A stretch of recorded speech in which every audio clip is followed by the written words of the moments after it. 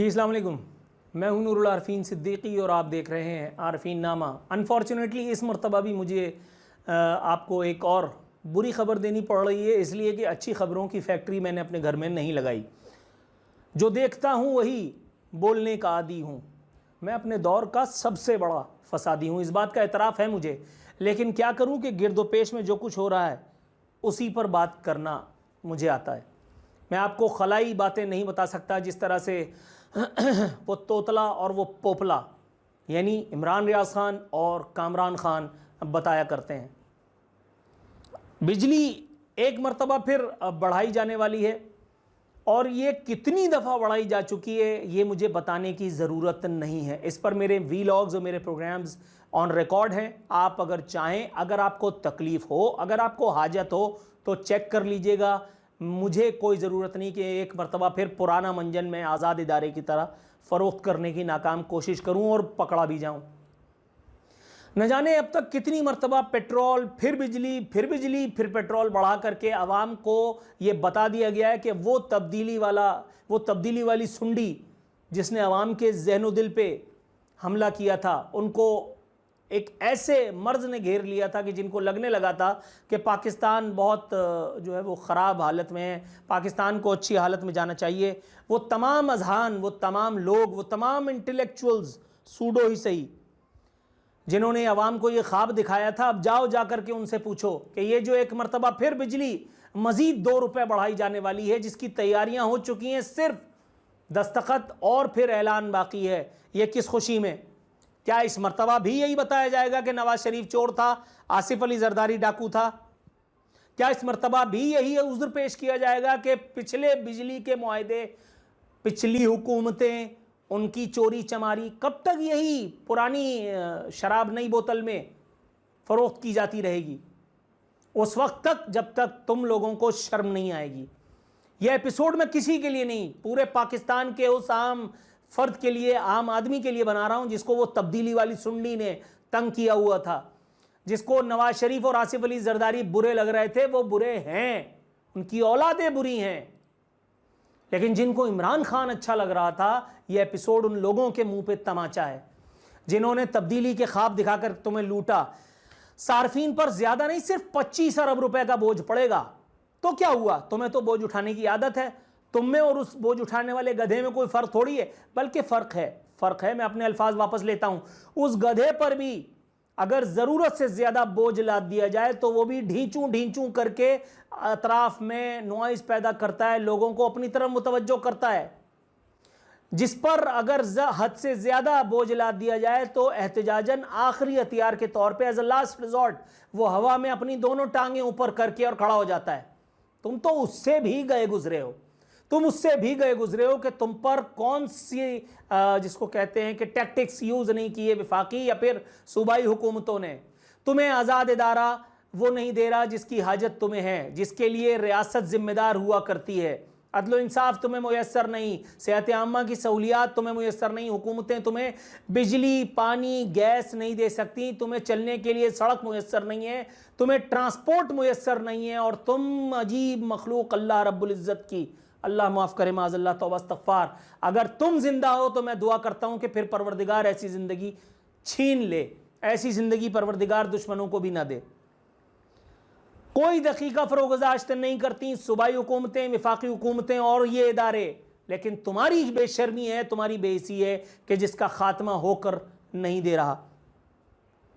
और ये सिर्फ 25 अरब रुपए नहीं है, ये पढ़ लो खबर।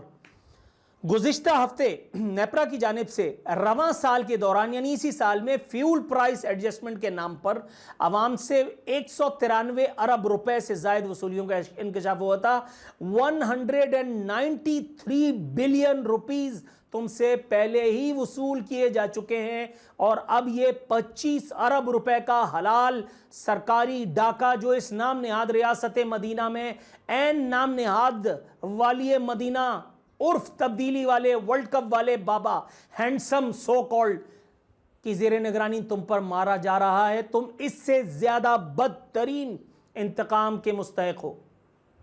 तुम मुस्तहिक हो इस बात के। सुना था मैंने अपने बुजुर्गों की जुबान से कि अयूब खान ने कहा था कि इन लोगों का मुकद्दर कराची का समंदर है।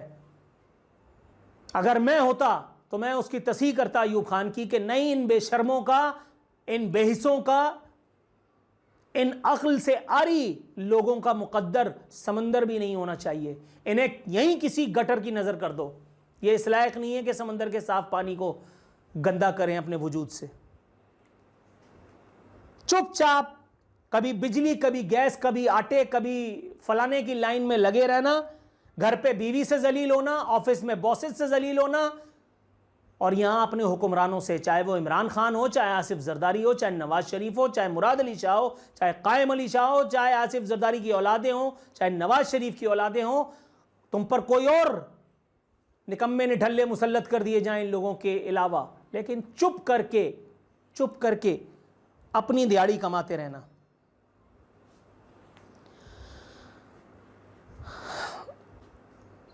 CPPA ने दरख्वास्त में मौक़िफ़ अपनाया कि गुज़िश्ता माह डीज़ल से 22 रुपये 62 पैसे, जबकि फर्नेस ऑयल से 18 रुपये 24 पैसे फ़ी यूनिट बिजली पैदा की गई है। नेपरा 30 सितंबर को सेंट्रल पावर परचेजिंग एजेंसी की दरख्वास्त पर समाअत करेगा, और जब नेपरा समाअत करेगा तो क्या रिफ्यूज़ल होगा, ये तुम्हें भी पता है। कराची में जितने लोग मर गए के इलेक्ट्रिक की गफलत से, नेपरा ने क्या उखाड़ लिया? 10-10 लाख रुपए का जुर्माना। 10 लाख रुपए जुर्माना मेरे ख्याल है के इलेक्ट्रिक पर आवर में कमा लेती होगी, या बहुत तीर मार दिया तो शायद आधे दिन में। मैं बहुत हुस्न ज़न से काम लेते हुए बता रहा हूं। दरियासना एक और खबर कराची वालों के लिए भी है कि के इलेक्ट्रिक ने national electric power regulatory authority NEPRA से दरख्वास्त की है कि वो अगस्त 2021 के महीने के फ्यूल एडजस्टमेंट की वजह से बिजली की कीमत में 1 रुपये तकरीबन फ़ी यूनिट इजाफे की मंजूरी दे। और इससे क्या होगा ये भी सुन लीजिए।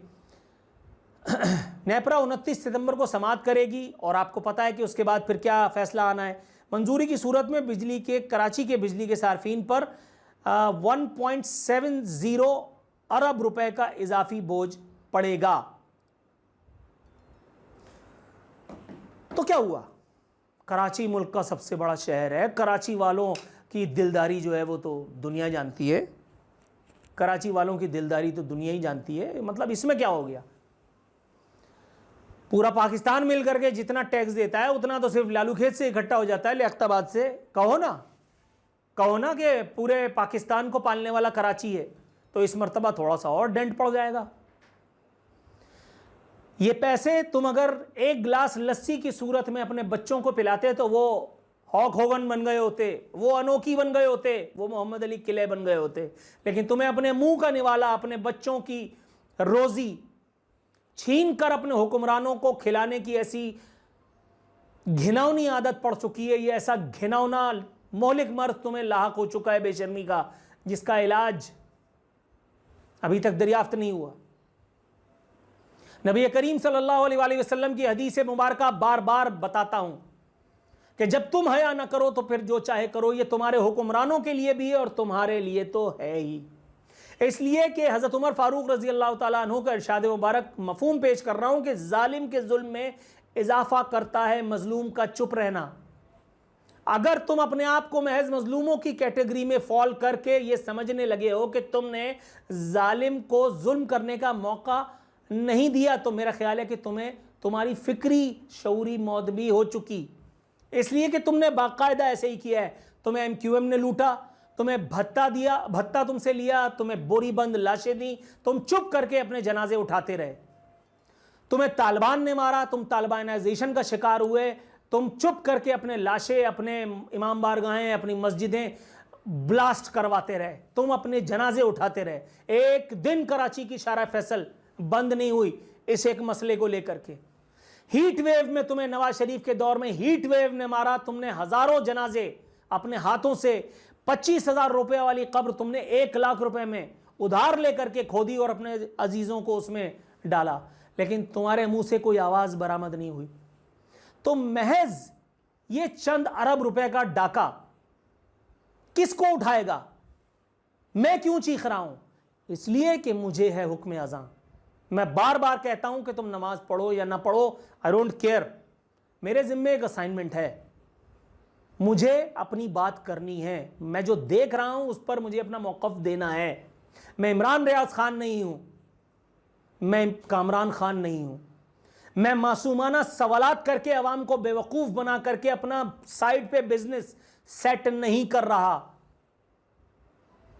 2 और 2 4 की तरह मैंने अपनी ज़िंदगी जी है। 2 और 2 सवा 4 नहीं होते, 4.5 हो नहीं सकते, 4.25 में होने नहीं दूंगा, और 5 का तो सवाल ही पैदा नहीं होता। 2 और 2 अज़ल से 4 थे और अब तक 4 ही रहेंगे।